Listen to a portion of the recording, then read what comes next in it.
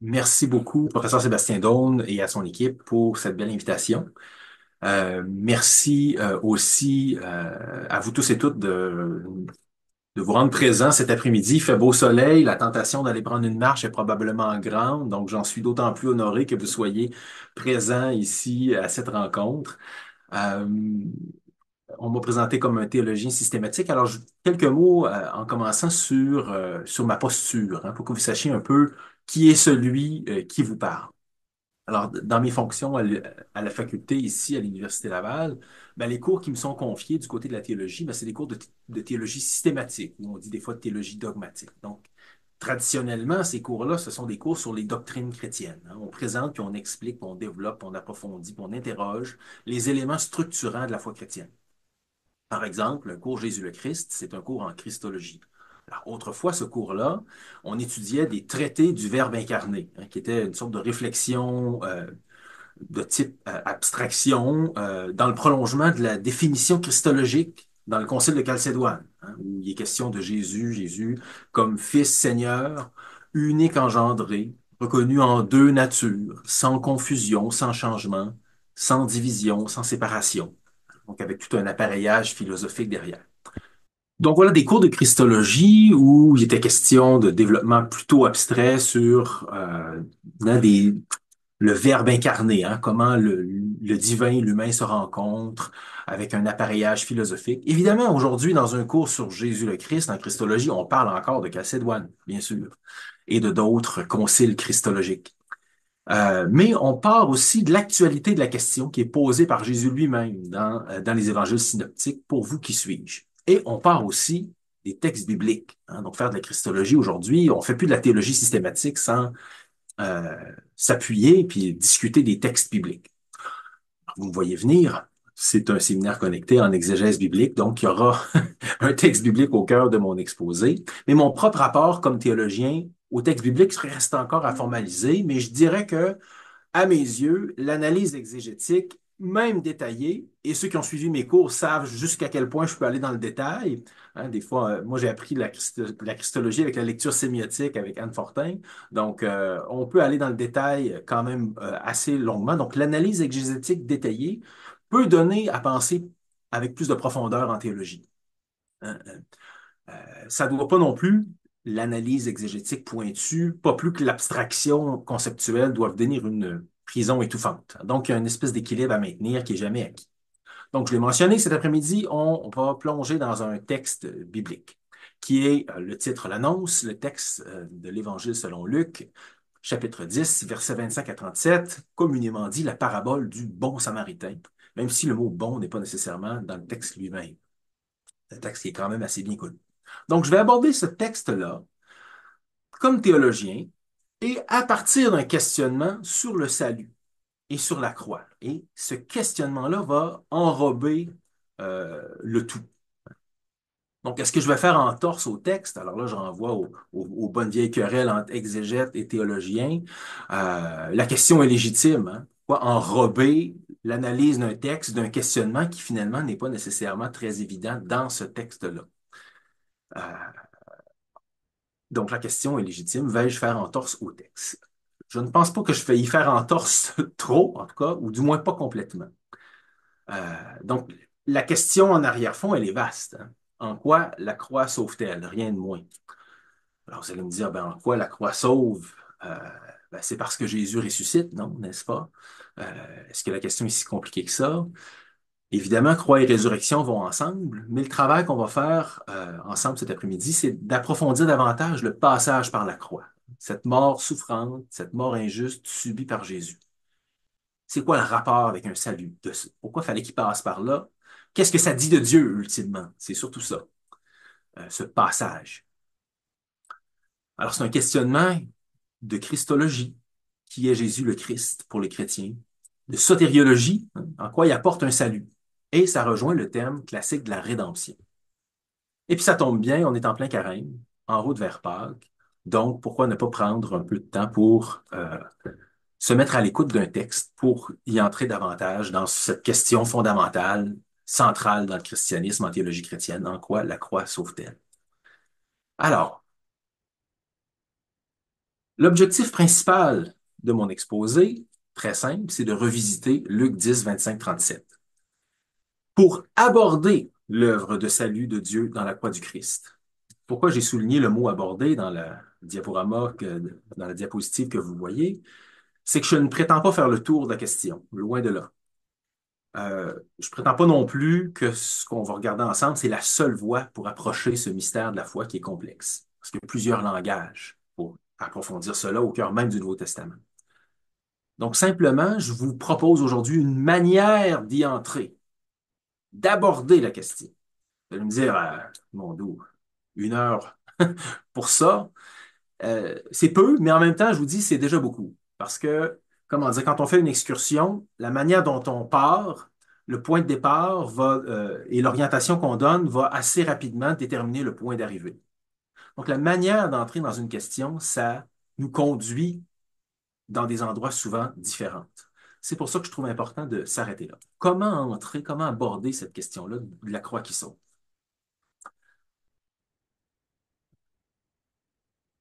Alors, le plan de ma présentation, premier point, la croix qui sauve, question théologique. Il y a des propositions théologiques à interroger. Comment entrer dans cette proposition de foi? C'est pas nécessairement évident, comme je viens de le dire. Ou si ça vous apparaît évident, peut-être que je vais vous, vous interroger un peu là-dessus aujourd'hui. Donc, la croix qui sauve, des propositions théologiques à interroger. Ensuite, on va vraiment se pencher sur la parabole du Samaritain dans l'Évangile selon Luc. Et j'ai intitulé ce point-là d'une lecture éthique à une lecture christologique. Oups. c'est c'est que c'est finalement les deux lectures principales que l'on fait de ce texte-là, il me semble. Il y a une dominante plutôt morale, exégétique, hein, il faut agir comme le bon Samaritain, mais il y a aussi un héritage assez profond d'une lecture christologique de ce passage-là. Donc, on va revenir sur l'épisode assez bien connu, mais quand même, on va en faire un premier aperçu. On va identifier quelques éléments d'exégèse. Ensuite, je vais revenir sur l'intuition d'une lecture christologique qui remonte aussi loin qu'au père de l'Église. Donc, il y a des fécondités limites à cette intuition, à cette lecture christologique de la parabole du Samaritain. Et ensuite, je vais essayer de voir est-ce que cette intuition ancienne, qui est de lire ou de faire appel à cette parabole-là pour comprendre le mystère du Christ, la croix qui sauve, est-ce qu'on peut pas le secourir, cette intuition-là, et tout en la déplaçant un peu avec quelques éléments d'exégèse un peu plus contemporains. Donc, comment reprendre ça aujourd'hui? Ce qui me conduira à mon point conclusif, qui va être quand même assez élaboré, mais pas trop. Euh, et là, j'annonce un petit peu, c'est quoi la pointe hein, du propos. Dans l'agir du Samaritain, il y a quelque chose de riche pour comprendre, réfléchir à l'agir de Dieu au cœur de la croix et la résurrection du Christ.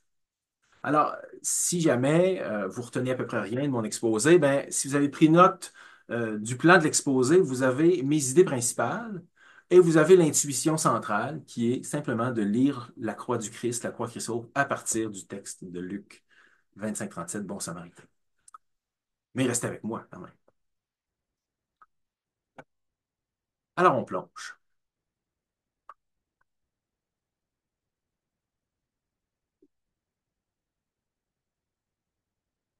J'ai mentionné tantôt, mais la croix du Christ, hein, sa souffrance, sa mort, eh bien, elle est au cœur du kérigme, qui est la bonne nouvelle initiale, hein, annoncée. Ce qu'on découvre, ce que les premières générations de chrétiens découvrent. Donc la mort, elle fait partie de l'expérience de salut dans laquelle les premières générations chrétiens et chrétiennes se sont senties appelées. Je cite l'épître, la première épître aux Corinthiens. Je vous ai transmis en premier lieu, dit Paul, ce que j'avais reçu moi-même. Alors, je sais pas, Paul a reçu quelque chose. Alors, ça remonte à assez loin. Christ est mort pour nos péchés selon les Écritures. Il a été enseveli, il est ressuscité le troisième jour, selon les Écritures. Donc, on a là une formulation ancienne du kérigme primitif dans lequel il est question de la mort.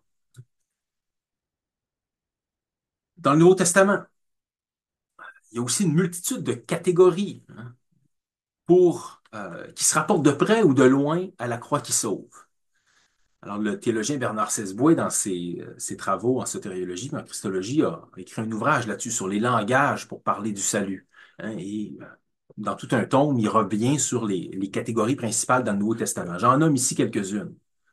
Mort pour nos péchés, rédemption, rachat, rançon, rémission des péchés, pardon des péchés, hein, la croix à travers laquelle le Christ se livre, hein, le témoignage de la croix, le sacrifice de la croix, la réconciliation par la croix, la justification par la foi, par la grâce, mais qui rejoint directement aussi la croix. Donc, il y a plusieurs langages au sein même du Nouveau Testament pour réfléchir à la question théologique, la croix qui sauve. Donc, il y a des écarts entre les langages, il y a des sensibilités diverses aussi. Et l'idée aussi derrière que les différents langages au sein même du Nouveau Testament s'interprètent l'un l'autre. Alors, je donne l'exemple du langage sacrificiel, qui est très présent dans l'Épître aux Hébreux. Les questions du sang du Christ, l'abondance du sang du Christ. Alors, comment interpréter des passages comme ça? Euh, je cite rapidement l'Épître. Bon, non, je passe par-dessus ça. Donc, revenons à la diversité des langages du Nouveau Testament. Celle-là, elle a plusieurs implications. Ça souligne d'abord l'importance du mystère pascal et de la croix. S'il y a plusieurs langages pour en parler, c'est que c'est central. Sur un plan spirituel, la croix du Christ, elle est ce que le chrétien est d'abord invité à accueillir et à contempler, en lien avec son propre destin, le destin de l'humanité et celui du monde. Sur un plan théologique, la diversité des langages, elle évoque aussi la difficulté de nommer adéquatement ce qui est en jeu sur la croix, dans la croix. Autrement dit, la diversité, ces langages pluriels, ne saurait contenir ce qui cherche à désigner.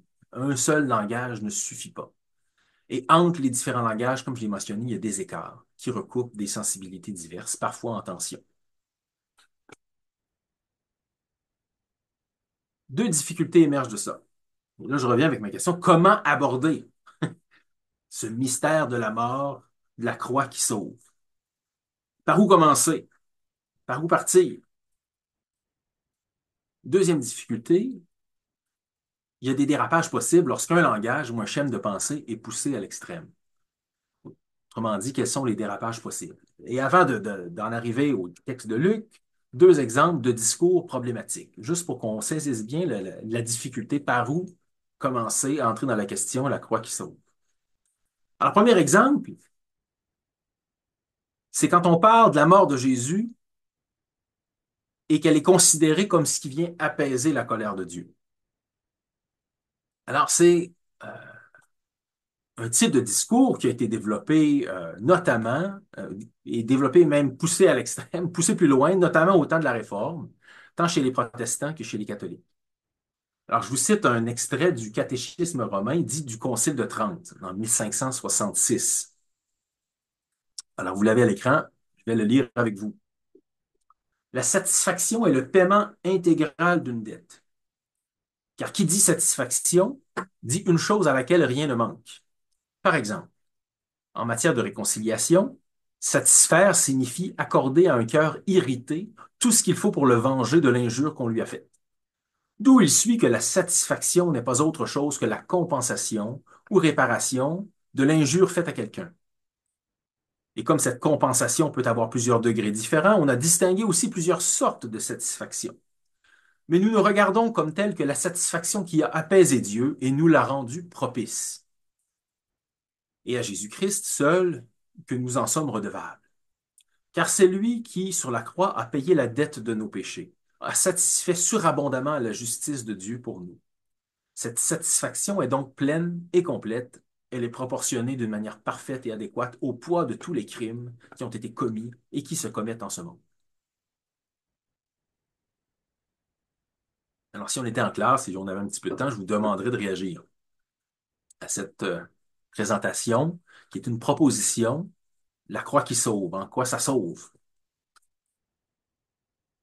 Vous remarquez que la sensibilité ici, elle est portée sur un Dieu juste, hein, qui peut-être des bonnes raisons d'être en colère, c'est-à-dire que le mal commis porte atteinte à sa création et il n'est pas indifférent à ça. Mais ça va quand même assez loin. Alors, comment on parle de Jésus dans ces textes-là, dans ce texte-là? Jésus apparaît ici comme celui qui, de manière définitive et complète, a subi un châtiment, une malédiction, une damnation, en lien avec une dette contractée par une injure à exécrer. C'est-à-dire une injure qui doit être tenue en horreur, en dégoût, condamnée avec force et expiée. Ça, c'est ce qu'on dit de Jésus, de sa croix, de son passage. L'humain, maintenant, il apparaît d'abord comme pécheur. C'est ça qui est premier. Hein. Comme celui à qui doit être imputée cette injure exécrable qui mérite un châtiment douloureux. Alors, c'est comme ça qu'on commence à parler. Qu'en est-il de Dieu maintenant? Alors, il apparaît comme celui qui a subi cette injure, comme celui dont le cœur est irrité, comme celui qui est en colère et qui doit être vengé ou qui cherche justice. Alors, dans ce texte-là, la justice de Dieu est représentée selon, ça se dirait, un schéma juridique et vindicatif, hein, une sorte de vengeance. Alors, sur le plan humain, politique, ce schème a une certaine importance parce que une collectivité, une famille, n'importe quoi, ça serait ingérable si une offense ne s'accompagnait pas d'une réplique. Si on faisait rien, on laissait tout passer. Alors, cette sensibilité-là, c'est de tenir compte de la gravité du mal en cause. Il n'y a pas juste du mauvais, là. Toutefois, lorsque la réflexion théologique fait appel à ce schéma, il commence par là. Elle se met à risque de transposer les problèmes et les difficultés et d'atténuer la nouveauté du Christ. Donc, la principale limite de ce schème de représentation, le sacrifice expiatoire du Christ sur la croix, qui sauve, eh bien, ce schème de représentation, euh, le problème, la principale limite, c'est lorsqu'on pose la question suivante. Qu'est-ce qui apparaît en premier, comme je le mentionnais? Alors, du côté de l'humain, c'est le péché coupable qui doit être puni.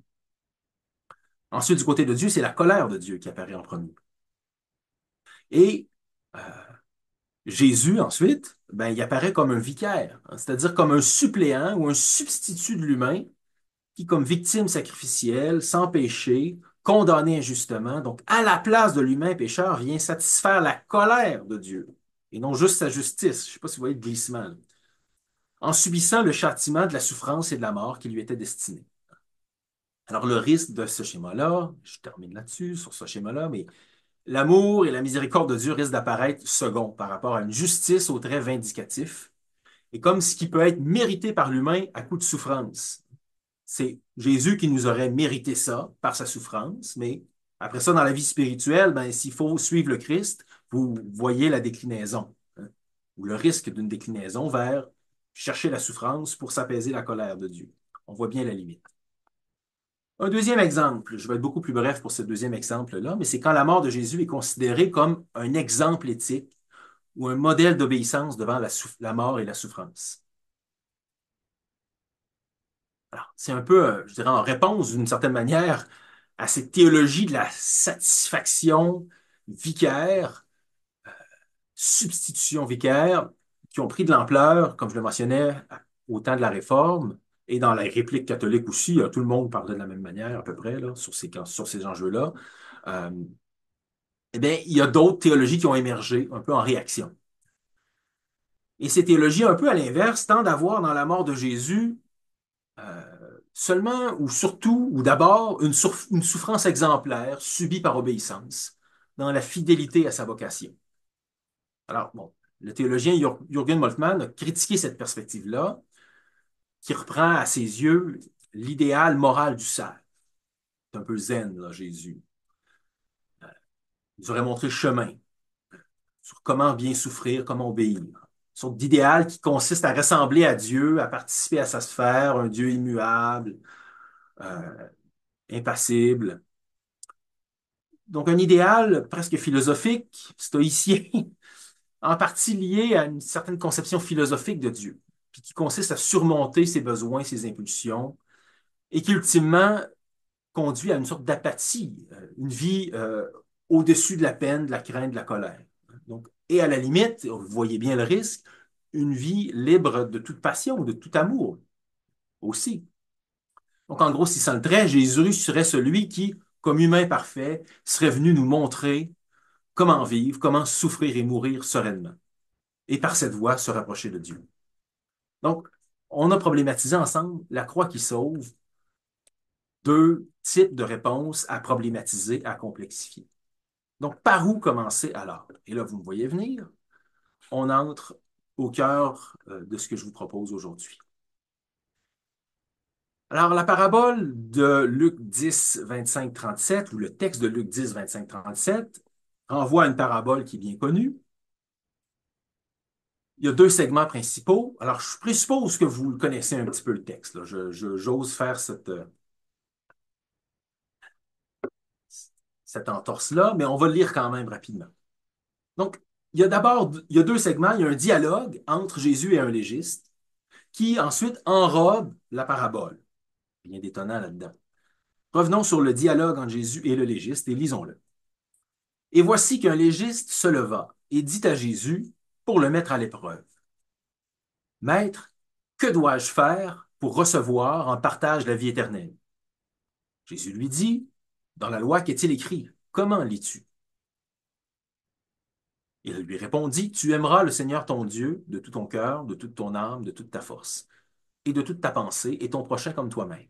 Jésus lui dit, tu as bien répondu, fais cela, et tu vivras, et tu auras la vie. Mais lui, voulant montrer sa justice, dit à Jésus, et qui est mon prochain? Jésus reprit. Et là, j'ai les trois petits points ici, juste pour que vous voyez comment tout ça est repris à la fin. Ce qu'il y a dans les trois petits points à l'écran, ben, c'est la parabole, on va y revenir. Mais à la fin, comme la boucle, ça vient fermer le dialogue. Lequel des trois, à ton avis, s'est montré le prochain de l'homme qui était tombé sur les bandits? Le légiste répondit, c'est celui qui a fait preuve de bonté envers lui. Jésus lui dit, va, et toi aussi, fais de même.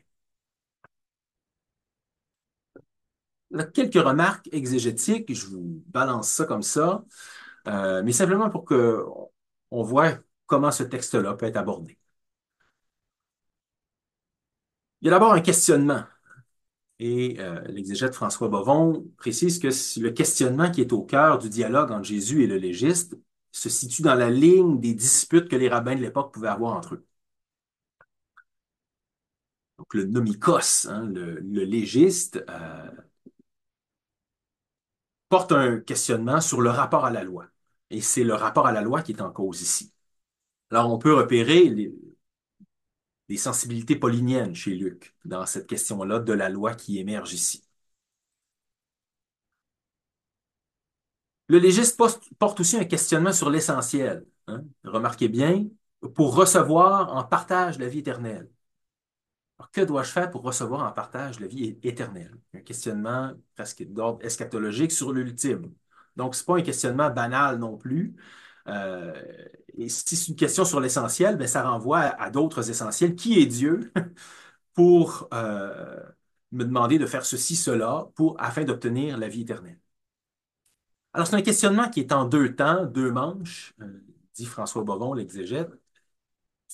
Première manche, Luc, alors il y a le questionnement sur la vie éternelle, et Luc va mettre dans la bouche du légiste une formulation optimale de la loi, qui était typique de la recherche de l'époque pour trouver une sorte de centre à la loi. Dans la loi, qu'est-il écrit, demande Jésus, comment lis-tu? On pourrait faire beaucoup de millages sur le comment lis-tu. J'arrête là, mais remarquons, la formulation ici, c'est une formulation optimale de la loi, hein. Donc, d'une part, l'amour de Dieu, tu aimeras le Seigneur de tout ton Dieu, de tout ton cœur, de toute ton âme, de toute ta force. Ça renvoie probablement à Deutéronome 6, 5, auquel répond aussi possiblement la suite du récit, c'est-à-dire la rencontre de Marthe et Marie, où il est question de l'essentiel puis du rapport à Dieu. Donc, le texte qui suit la parabole qui nous intéresse, c'est Marthe et Marie, puis ça viendrait un peu traiter de ça, du commandement, de la relation à Dieu. Alors, qu'est-ce qui est plus important? L'amour de Dieu, ensuite l'amour du prochain, hein. Ton prochain comme toi-même. Lévitique 19, 18, auquel répond plus spécifiquement et plus directement probablement le récit, la parabole du Samaritain. La deuxième manche, euh, elle est tout de suite après. Jésus lui dit, termine la première manche, tu as bien répondu, fais cela et tu auras la vie. Mais lui, hein, le mais qui fait basculer à la deuxième manche du dialogue, voulant montrer sa justice, je sais pas si vous voyez la préoccupation sur la justice, dit à Jésus, et qui est mon prochain? Alors, ce qu'il faut repérer ici, au plus simple, c'est que c'est un légiste qui pose une question on ne peut plus légale. Selon la loi, hein, qui est mon prochain? Alors, il y a des débats exégétiques, je ne m'éternise pas là-dessus, je n'y entre même pas sur le mot grec plésion, un prochain, est-ce que c'est un substantif, le prochain ou un adverbe ou un proche? Je l'évoque au passage tout simplement. Mais si je reviens à l'enjeu du légiste, c'est comme si la loi, hein, à ses yeux de légiste, il se demande qui est mon prochain selon la loi. C'est comme si la loi portait en elle une sorte d'indétermination qui était intolérable pour la conscience, qu'il faut étouffer. Pour bien agir puis obtenir la vie éternelle, mais il faut que je sache c'est qui mon prochain. Pour bien agir et puis obtenir en partage la vie éternelle. Hein, donc, il reste sur le registre légal. Et la parabole racontée par Jésus, elle vient directement en réponse à la question légale du légiste. Et vous le devinez, pour susciter un déplacement, un changement de registre. Alors, la résolution finale, hein, c'est le dernier paragraphe ici, il y a un renversement. On peut remarquer qu'il y a un renversement de la question attendue aussi. Alors, on se serait attendu à ce que Jésus pose la question euh, à partir de l'homme blessé. Hein. De qui l'homme blessé était-il le prochain? C'est un homme blessé qui descend, et là, ben, je devance un petit peu la suite, mais c'est un homme blessé qui descend de Jérusalem à Jéricho. Donc, c'est probablement un juif, là. OK?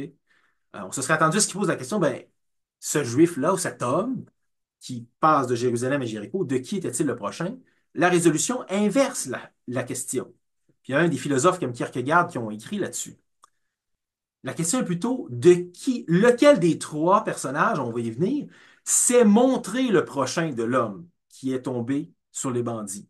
Donc, c'est plus la question légale, c'est de qui se faire le prochain. Alors, ça devient un agir sur un autre registre que le registre légal, très concret de qui je croise sur mon chemin. Donc, remarquons le renversement de la question par rapport à ce qu'on pourrait s'attendre comme questionnement si on reste dans le registre légal du légiste. Venons-en à la parabole. Je la lis rapidement. Jésus reprit. Un homme descendait de Jérusalem à Jéricho. Il tomba sur des bandits qui, l'ayant dépouillé au rouet de coups, s'en allèrent, le laissant à moitié mort.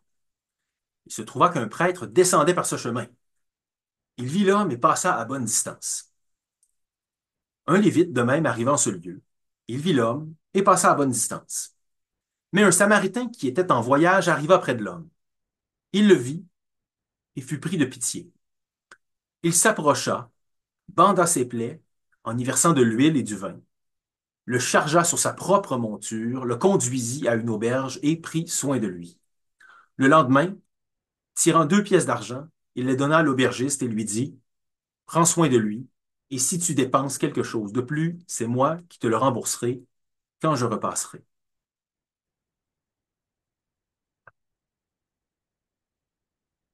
Quelques remarques exégétiques, simplement pour commencer l'analyse, là.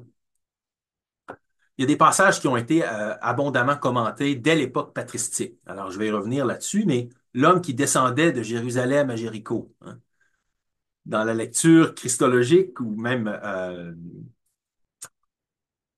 ouais, c'est dans leur lecture, ben, ça renvoie à la chute d'Adam, hein, qui part du jardin, la Jérusalem céleste, et qui tombe. Hein. Donc, la chute et puis la pente de Jérusalem à Jéricho, c'est une descente aussi géographique. Donc, euh, ce passage-là a été beaucoup commenté par les pères de l'Église. Ensuite, à moitié mort, hein, donc il est laissé à moitié mort. Là encore, on y a vu les conséquences de la chute qui fait entrer la mort, avec l'ambivalence de savoir si la demi-vie qui reste permet à l'humain de participer au salut. Hein. Et ça a été très présent dans le contexte de la Réforme. Je pourrais en dire quelques mots rapidement tantôt. Aussi, Samaritain. On a mis l'accent, les pères de l'Église, sur le nom samaritain qui veut dire gardien. Ça a été une manière de l'associer au Christ. Bon, alors il y a d'autres, il n'y a pas juste le samaritain, là, il y a le prêtre, il y a le lévite. Il y a aussi, et là, si Sébastien Don est avec nous, je suis sûr qu'il l'a pas manqué, il y a l'animal, hein, la bête, le kténos. Hein, laquelle? Quelle bête? Il y a l'aubergiste aussi, il y a des deniers, il y a un paquet d'éléments là, dans le texte. Et puis, vous allez voir l'exégèse des pères de l'Église de ce passage-là. Chez Origène, par exemple, chaque élément que je viens de vous nommer, il fait une lecture allégorique, hein, puis il va associer chaque élément à quelque chose, à un mystère de la foi. Alors, des questions de traduction, là, si on migre vers des questions un peu plus contemporaines d'exégèse, euh, alors anthropostis, hein, la manière de nommer l'homme qui descendait de Jérusalem à Jéricho, ben, ça renvoie à un humain quelconque, anthropos. Ensuite, l'expression qui est traduite par passer à bonne distance, antiparelten, ça aussi, il y a des débats exégétiques là-dessus parce que c'est une expression qui est rare puis qui sert ici à décrire l'action du prêtre et du lévite. Alors, il y a un débat à savoir, est-ce que c'est vraiment passer outre, passer à bonne distance, ou c'est quand même s'approcher, parce qu'il y a d'autres textes anciens où ce mot-là, il y a quand même un certain rapprochement, mais qui serait un peu plus minimal que celui que fait le Samaritain. Ce qu'il faut remarquer, c'est qu'il y a un écart entre la réponse, évidemment, du prêtre et du lévite et celle du Samaritain. Je l'ai mentionné tantôt, je le dis rapidement, mais du point de vue culturel, donc du point de vue social, politique et religieux, le lévite et le prêtre sont davantage les prochains du légiste à qui Jésus s'adresse. Et les prochains ce qu'on soupçonne être peut-être un juif qui part de Jérusalem. Quant au Samaritain, si vous ne le saviez pas, je vous le redis, il est un métis, un collaborateur, il s'est allié avec les occupants. On lui voue chez les Juifs de l'époque une haine farouche. Donc, évidemment, la surprise du récit, si c'en est encore une pour vous, vient en partie du fait, en bonne partie du fait que celui qui agit bien, ben, c'est l'étranger. Euh, puis André Ouenet remarque, par exemple, dans son analyse, que le légiste, il prononce pas le mot samaritain à la fin. Il dit, ben, c'est le troisième, là. Je sais pas comment il le dit, là, mais il nomme pas samaritain. Et puis, il atténue aussi sa réaction, c'est-à-dire, c'est pas ému aux entrailles, c'est il a eu pitié. Hein, comme si, en tout cas, André Ouenet remarque la reformulation du légiste à la fin qui admet quand même que c'est le Samaritain qui a bien agi, mais qui a un petit peu de difficulté à se laisser conduire dans cet horizon-là. Voilà. L'enjeu du voir, donc tous le voient, hein, ça revient, là, il vit l'homme, le vit, et voilà, c'est là tout le temps. Euh, Voilà. Donc, passons au point 2.2, si on veut venir en bout. L'intuition d'une lecture christologique depuis l'époque patristique. Fécondité et limite. Alors, dès l'Antiquité, on fait une lecture christologique de ce texte-là. Alors, on considère que ce texte euh, et que la figure du Samaritain, ben, ça renvoie à l'image du Christ. C'était peut-être déjà là chez les gnostiques, même si c'est pas tout à fait très clair. Ça paraît beaucoup plus nettement à partir d'Irénée de Lyon, au deuxième siècle. Alors, j'ai mis le passage de son ouvrage contre les hérésies, dans lequel ça apparaît clairement. C'est minimal, mais on le voit quand même assez bien. Je n'en ferai pas une analyse détaillée, on n'a pas le temps, mais juste voir comment il en parle. Le Seigneur a confié à l'Esprit Saint l'homme qui est sien. Cet homme, tombé aux mains des brigands, et dont il a eu pitié, dont il a bandé les blessures, donnant 2 deniers. Donc, il est vraiment question du Seigneur, du Christ, qui a eu pitié, qui a bandé les blessures, qui a donné 2 deniers. Il y a une transposition subtile mais claire ici entre le Seigneur et l'agir du Samaritain. Et derrière, ben, la compréhension qu'on a de l'homme blessé, euh, tombé aux mains des brigands, ben, c'est tout homme, tout humain. Chez Origène, au début du troisième siècle.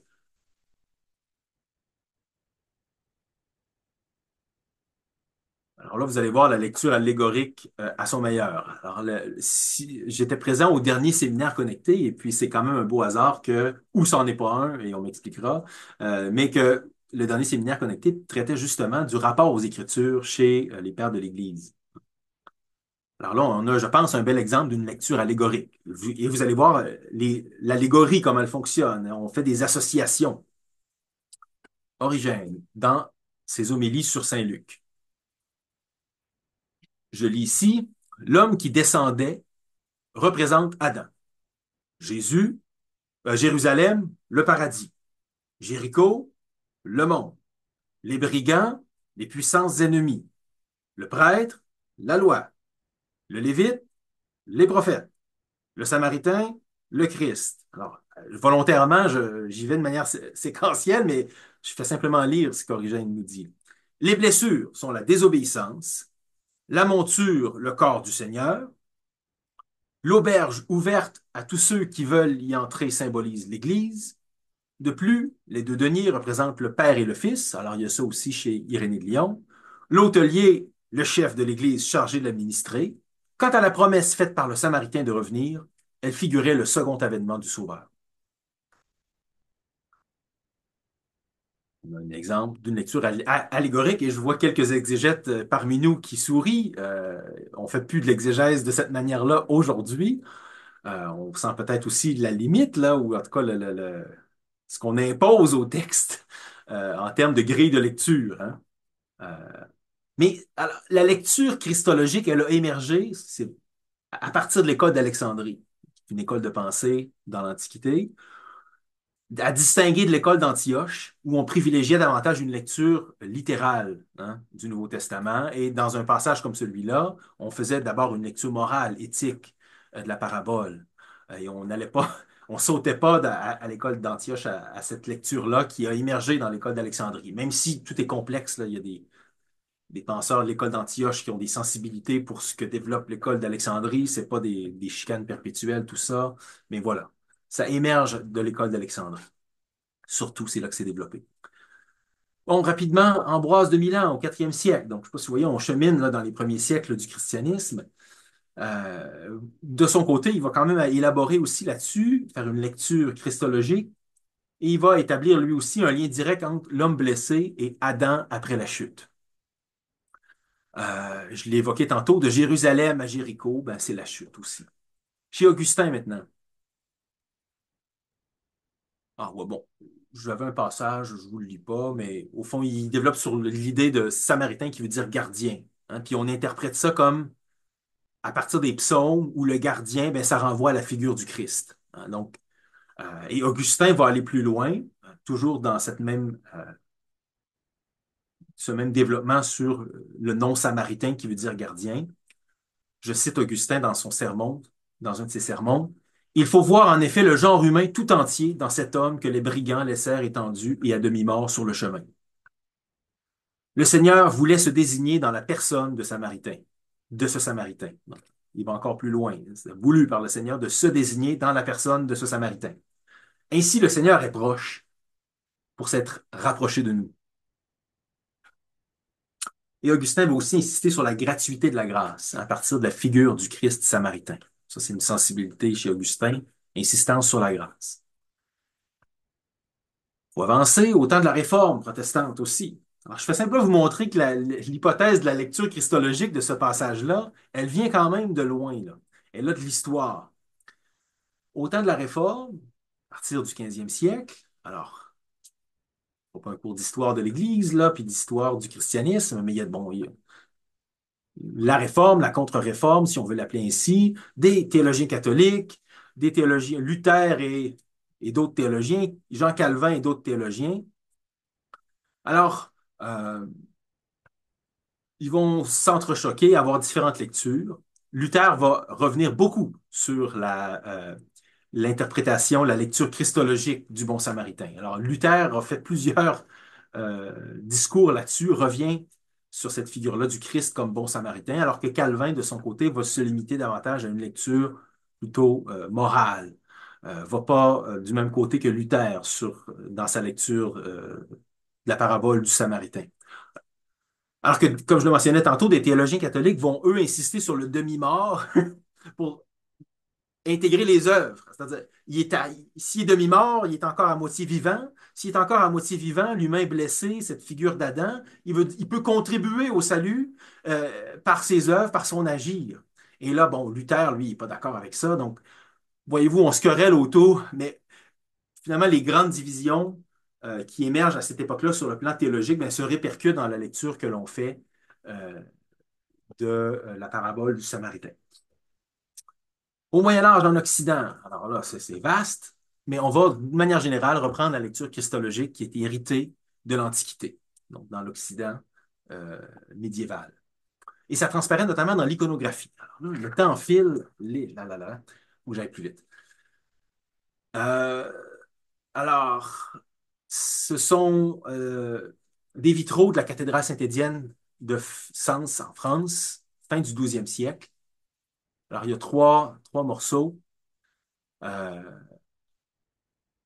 Ici, c'est la scène. Et là, je vais vous les montrer de manière un petit peu plus précise, mais tout en haut, il y a la scène de l'homme tombé aux mains des brigands. Et en bas, c'est ici le Samaritain qui est porté par l'animal. Et tout autour, ben, c'est les grands mystères de la foi. Donc, cette lecture allégorique, hein, où on se rapporte à Genèse 2, 3, et on fait une lecture christologique du récit du Bon Samaritain, de la parabole du Bon Samaritain, mais elle se répercute dans les vitraux du Moyen Âge. Alors, on voit ici, j'espère que vous voyez un peu, mais c'est l'homme tombé aux mains des brigands. Alors, tout en haut ici, ben, c'est Jérusalem entourée de fortifications. Ensuite, ici, c'est Dieu qui montre à Adam et Ève l'arbre de la science. Alors, je ne sais pas si vous voyez, on adosse euh, au cœur ici, c'est Luc 10, mais il y a le récit d'Adam. Ensuite, dans ce cadran ici, c'est Adam et Ève qui sont tentés par le serpent. Ici en bas, Adam et Ève qui sont honteux de leur faute et se cachent parmi les arbres du jardin. Et ensuite, Adam et Ève qui sont chassés du paradis. Alors, et au centre de ça, la scène de l'homme tombé aux mains des brigands. Alors, je manque de temps un petit peu. Là, on la voit encore plus précisément. Ici, c'est un prêtre et un lévite. Non, c'est pas tout à fait ça. C'est le don de la loi. Il y a d'autres scènes autour. Je passe par-dessus. Je vais plutôt à la fin. Au centre ici, hein, et là, je le grossis. Mais c'est le Samaritain qui confie l'homme blessé à un hôtelier. Et tout autour, euh, et notamment ici, qu'est-ce que vous voyez? La crucifixion. Jésus crucifié et des anges recueillent son sang. Alors, le lien dans le vitrail ici, il est directement fait et il est dans la lignée de l'exégèse patristique. On faisait une lecture christologique de ce passage-là. Passons rapidement. Alors, une telle lecture christologique qui procède par l'allégorie, la typologie, j'ai envie de dire, elle n'est pas sans pertinence, hein. C'est-à-dire que dans le récit hein, raconté par Jésus, l'homme tombé aux mains des brigands, ben, il y a quelque chose comme un drame qui se répète, qui renvoie à Genèse, là. Hein. Il y a le mal commis, il y a le mal subi. Les deniers, ça renvoie peut-être aux tuniques que Dieu offre dans le texte de Genèse aussi. Donc, il y a quand même des parallèles. Euh, et les anciens ont pu se poser la question, Luc avait-il en tête Genèse 2, 3 en écrivant sa parabole? Dès le début du christianisme aussi, on n'a pas tardé à relire le destin tragique de la vie de Jésus en l'adossant au drame originel, hein. L'entrée du mal dans le monde, Genèse 2 et 3. Le passage classique de Romains 5, verset 19. Je cite là, vous l'avez pas à l'écran, mais de même, en effet, que par la désobéissance d'un seul homme, la multitude a été rendue pécheresse, de même aussi, par l'obéissance d'un seul, la multitude sera-t-elle rendue juste. Et encore aujourd'hui, on lit d'autres textes du Nouveau Testament, pas seulement Luc 10, mais en l'adossant à Genèse 2, 3. Par exemple, on peut lire la crucifixion de Jésus dans l'Évangile de Marc comme une sorte de réponse au drame originel, hein. C'est-à-dire, euh, Jésus est tenté de descendre de la croix, un peu comme Adam est tenté, Adam et Ève sont tentés par le serpent, etc. Donc, l'hypothèse d'une lecture christologique de Luc 10 n'est pas complètement farfelue. Par contre, je l'ai mentionné, il y a des limites à cette lecture allégorisante, la principale étant qu'on plaque sur le texte des préconceptions. C'est pas évident qu'il soit question directement d'Adam et du Christ dans cette parabole-là. Et il y a un risque évident de forcer le texte. Et là, ça vous faisait sourire, les équivalences faites par Origène, euh, ben, c'est pas pour rien. C'est-à-dire, c'est vraiment plaqué, là, forcé. Et là, je m'amuse. Si on voulait maintenir l'allégorie, il me semble que moi, je la ferais autrement.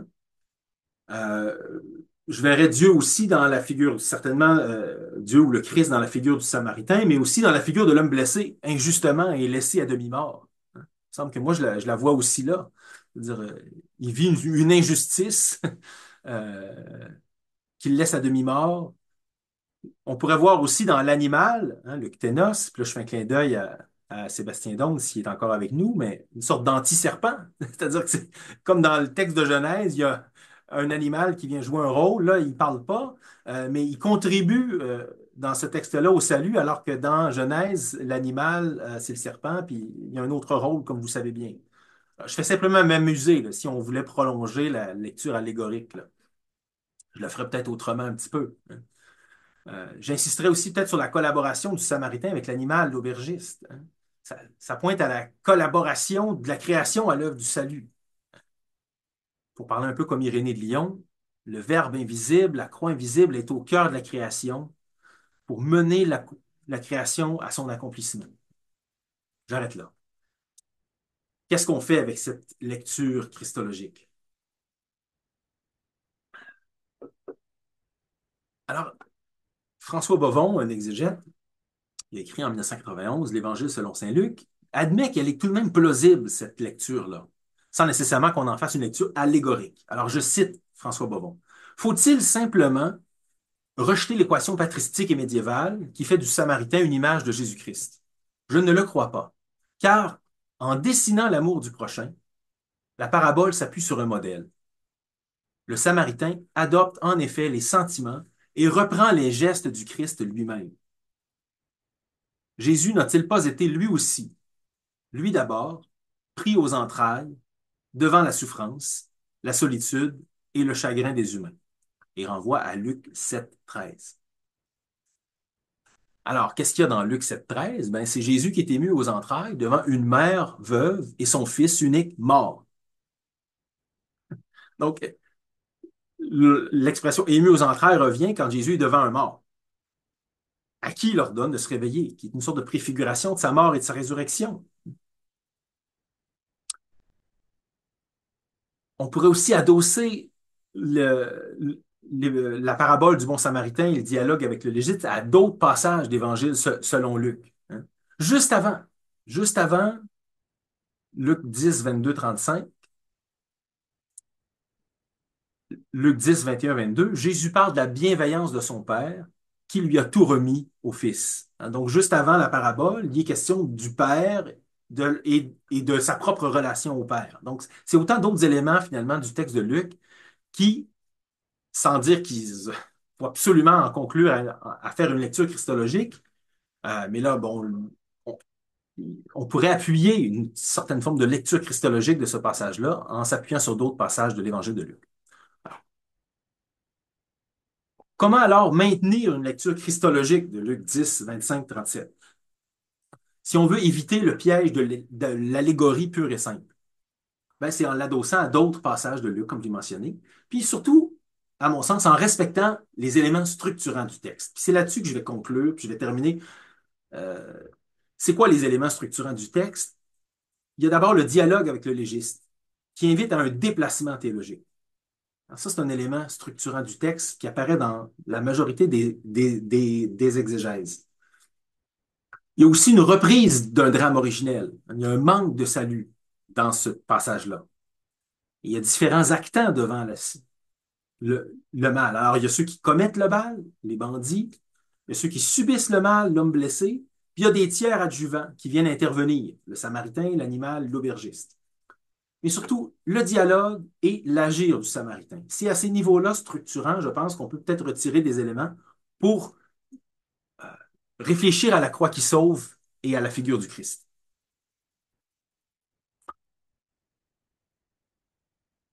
J'en arrive au point terminal de mon exposé. L'agir du Samaritain et l'agir de Dieu au cœur de la croix et de la résurrection du Christ. Alors, si je vous ai endormi jusqu'à maintenant, c'est le temps de vous réveiller. Et j'espère que ce qu'on va mentionner, ce que je vais mentionner, va peut-être aller à l'essentiel. Qu'est-ce qui est à retenir de ça, de tout ce parcours-là? C'est dans le titre, en fait, de mon point numéro 3, l'agir du Samaritain et l'agir de Dieu au cœur de la croix et de la résurrection. Donc, on va revenir sur l'agir du Samaritain, qui n'est pas tout seul, qui agit avec d'autres. Je l'ai mentionné, bon, faire une lecture christologique respectueuse des prérogatives contemporaines. Alors, il s'agit ici de partir des paroles de Jésus dans le texte qui nous intéresse, la parabole du Samaritain, pour comprendre le destin de Jésus.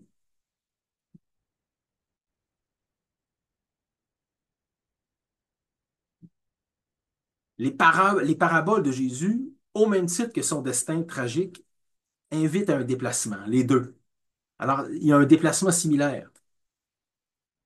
L'agir du Samaritain peut éclairer l'agir de Dieu dans la croix du Christ. Alors, je l'ai mentionné tantôt, qu'est-ce qu'il y a au cœur de Luc 10, 25, 37? Il y a un déplacement éthique qui implique aussi un déplacement théologique. Au fond, la question, c'est qui est Dieu pour qu'il faille agir ainsi? C'est ça la question. Ça renvoie à qui est Dieu. Alors, le déplacement auquel le légiste est invité, eh bien, c'est un déplacement complet sur les représentations qu'il peut avoir de Dieu auquel il est invité.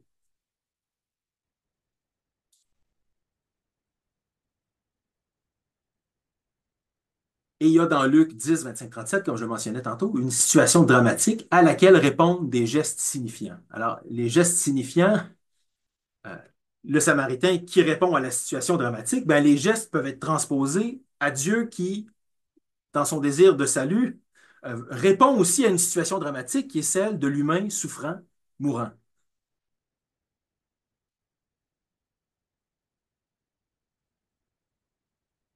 Alors, quels sont les gestes du Samaritain qui permettent de penser l'agir de Dieu en Jésus crucifié? Et là, je dis bien l'agir de Dieu. Et je vais revenir là-dessus. Est-ce qu'on voit Dieu impliqué dans la croix ou on voit d'abord Jésus souffrant, l'humain souffrant, l'humain? L'idée ici, c'est de voir l'agir de Dieu en Jésus-Christ crucifié. Alors, qu'est-ce que fait le Samaritain? Je reviendrai sur ce qu'il fait pas, mais qu'est-ce qu'il fait le Samaritain? Là, il manque ici, il voit d'abord. Hein. Je l'ai oublié dans ma diapo. Il voit. Il est ému aux entrailles. Il s'approche. Il prend soin. Il se charge de l'homme blessé à moitié mort, avec l'animal, avec la création. Il confie l'homme blessé à un autre, collabore avec l'humain. Il s'en va et demeure disponible. C'est-à-dire, il n'exige rien en retour, reste là, mais dans la distance. Alors, c'est toute une manière de comprendre l'alliance entre Dieu et les humains dès Genèse qui peut ici être réinvestie. Si on veut le prendre par la négative, qu'est-ce que le Samaritain ne fait pas? Supposons qu'on imagine euh, l'agir de Dieu, ben, il n'est pas en train de chercher à accuser quelqu'un. Son premier réflexe, c'est pas de chercher les coupables, c'est pas de demander un remboursement. Hein. Il aurait pu partir à courir après les brigands puis essayer de les attraper. Ça aurait pu être ça la réponse de Dieu. Vite, vite, il faut trouver les coupables puis les punir.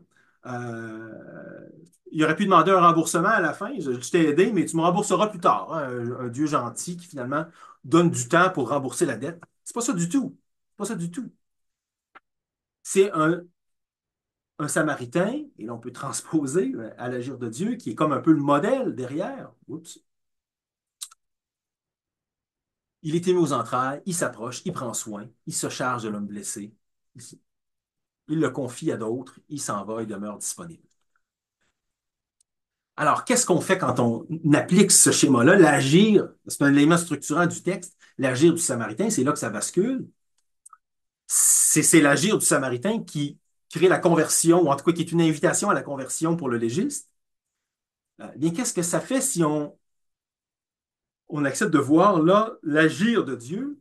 Bien, on redonne à la grâce puis à la christologie descendante sa priorité.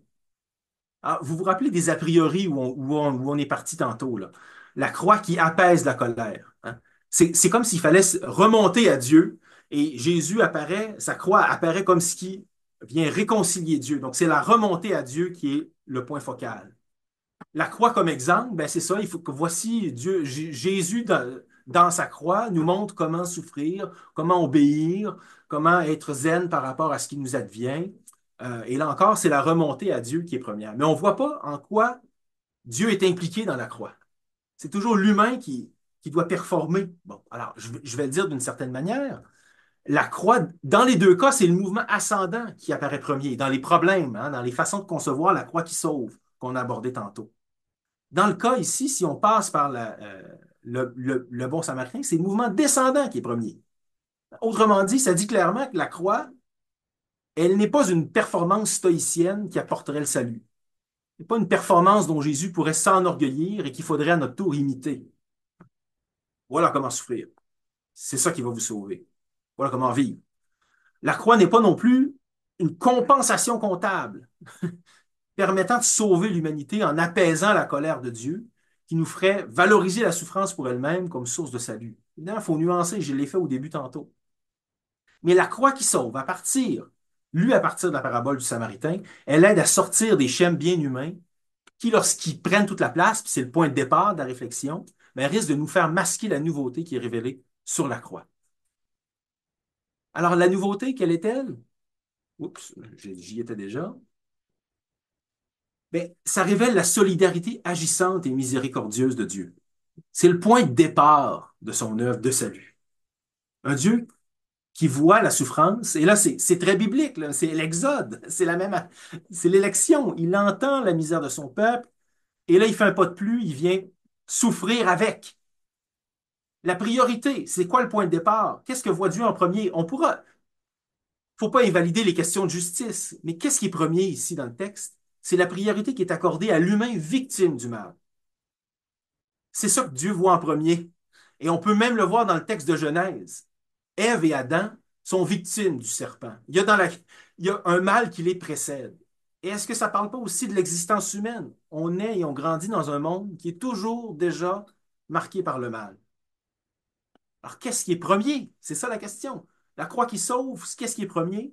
C'est Dieu ému aux entrailles qui vient se faire proche. Est-ce qu'on le voit dans la croix du Christ, ça, ce Dieu qui vient se faire proche en priorité? C'est le point de départ de la réponse de Dieu. C'est ça que j'ai envie de vous proposer aujourd'hui, cet après-midi, puis j'en ai presque terminé.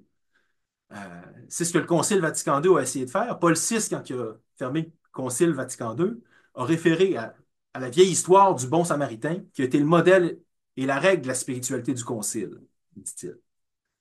On voulait se pencher sur les misères du monde. Oups, voilà. Donc, la nouveauté de la croix, elle révèle la solidarité agissante et miséricordieuse de Dieu. Alors, c'est un tout autre point de départ pour approcher la croix qui sauve. L'engagement de Dieu qui voit, qui entend la misère de son peuple, qui se fait proche. Alors, qu'est-ce que la résurrection réouvre? Parce qu'il faut bien la réintégrer à un moment donné. C'est le prochain séminaire connecté, je pense. C'est sur le thème de la résurrection, euh, tout de suite. Alors, c'est la possibilité d'un pardon, la possibilité aussi d'une vie qui est redonnée, d'un combat contre le mal, qui part de cette grâce miséricordieuse. Alors, évidemment, il y a des questions en suspens. Euh, c'est bien beau de dire que Dieu agit en premier, il vient se faire proche, tout ça, mais est-ce qu'on a quand même quelque chose à faire? Hein? C'est-à-dire l'agir humain ensuite. Alors, c'est là que pour pas perdre de vue l'équilibre du texte, hein. Donc, il y a une lecture christologique, on vient de la faire, qui est possible, mais aussi une lecture éthique. Et les deux vont ensemble. Donc, c'est pas parce qu'on a donné de l'importance à l'aspect plus théologique qu'on faut perdre de vue les implications pour l'agir humain euh, ensuite, hein. Mais c'est simplement, si on veut être donc, il y a possibilité pour une suite du Christ, hein, porter sa croix à sa suite. Alors, je veux simplement réouvrir mais il ne faut pas perdre de vue le point de départ, c'est-à-dire qu'on va être soi-même capable d'hospitalité dans la mesure où on a fait l'expérience d'avoir été reçu. Donc, l'expérience de l'hospitalité reçue va déterminer la façon, dans bien des cas, où on va soi-même recevoir. On donne comme on a été reçu. Alors, il y a cet équilibre-là dans Luc 10, 25, 37 qu'il ne faut pas perdre de vue. Mais le mouvement descendant, il est premier, et le mouvement ascendant, l'agir humain, il est second. Il est marqué par la nouveauté, par la révélation, hein, de Dieu dans la croix. Alors, la révélation, théologiquement, c'est pas juste des mots, là, c'est un agir aussi de Dieu qui vient se révéler. L'autocommunication pardonnante de Dieu, dit Karl Rahner. Bon, puis qu'est-ce qui reste de la justice de Dieu? On en a parlé au début. On pourrait dire, en se concentrant seulement sur la victime et sur la miséricorde, est-ce qu'il n'y a pas le risque de perdre de vue l'importance de la justice?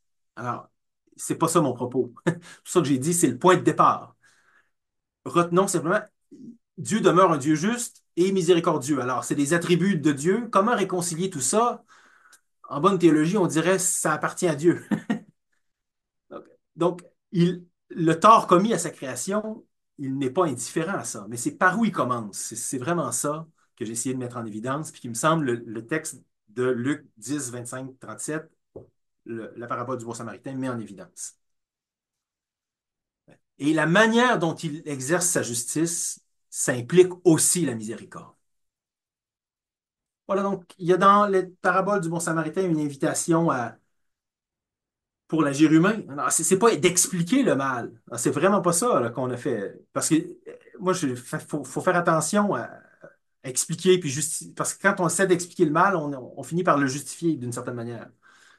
Il y a dans le texte, dans l'agir du Samaritain, qui renvoie à l'agir de Dieu, euh, une invitation, une réponse concrète de Dieu, qui en fait son problème, qui reste pas indifférent. Mais on n'est pas dans l'ordre d'une explication ou d'une justification. Et pour nous, aujourd'hui, ben, je pense qu'il y a une invitation à, si on se situe dans le mouvement de la grâce, sans se prendre pour Dieu, ça, c'est une nuance qui est importante. Alors, l'écart entre la grâce et nos propres dons humains, euh, on n'a jamais fini de bien les distinguer, mais en se situant dans le mouvement de la grâce, la croix lue à travers la parabole du bon samaritain, puis la perspective d'une suite du Christ dans ce chemin qui est celui de la croix, ben, c'est une invitation à ne pas étouffer le cri de la souffrance. Une invitation à recevoir dans la foi cette révélation de Dieu, cette autocommunication de Dieu, à la manière du bon samaritain qui est ému aux entrailles, etc., etc., qui vient se faire proche. C'est aussi une invitation à porter attention à cette miséricorde agissante qui est déjà reçue et qu'on peut reconnaître autour de soi, pour y reconnaître l'agir de Dieu. Et aussi, ensuite, entrer dans le mouvement du don, de la grâce, de la miséricorde, pour y participer à son tour modestement. Et aussi, faire ce pas de plus pour travailler pour la justice. Euh, mais voilà. Donc, j'ai terminé, j'ai débordé le temps, je m'en excuse. Merci pour votre attention. J'espère qu'on pourra dialoguer un petit peu. Voilà.